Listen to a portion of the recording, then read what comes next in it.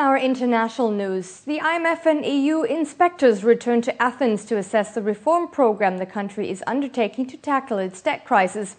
Greece certainly awaits payment of the fifth installment of financial aid.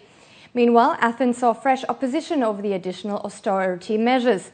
But Greek Prime Minister George Papandreou warned his countrymen that a lack of political consensus could prevent more aid payments. During these critical moments, I am pursuing national consensus. I am completely open, as I have told leaders, to every good idea, realistic, productive, fair suggestion from the parties and, of course, any responsible organisation in this country. Another critical issue, the ongoing debt. About a restructuring of Greek debt. Experts warn a debt restructuring would trigger a recapitalisation of Eurozone banks, and with that a repeat of the financial crisis. The reality is European banks have significant exposure to Greece to the tune of about 120 billion euros worth. And of course, a significant default would make it much, much harder for other European countries to issue debt. Gold imports into India, the world's largest consumer of the precious metal, may rise to an all-time high this year, experts predict. If the nation receives good monsoon rainfall and consequently a good harvest, that will boost rural incomes. This in turn will raise gold demand in Asia's third largest economy, an industry group predicts. Gold purchases could reach up to 1,000 tons. However, without the good rains, imports may only amount to 650 to 700 tons. The Bombay Bullion Association predicts. Last year, India imported 958 tons of gold, the highest ever amount.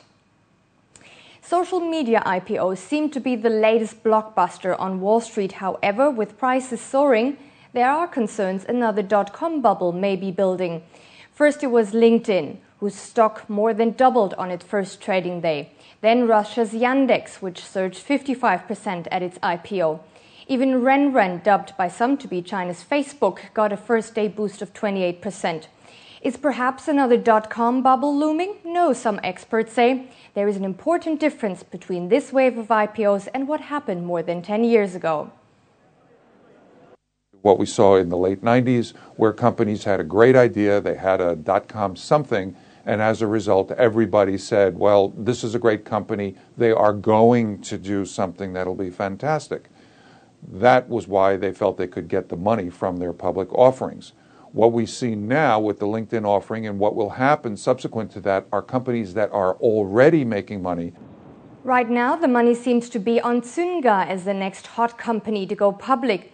Press reports suggest the maker of Farmville and Mafia war games for Facebook may file in the next week and value itself at more than $10 billion.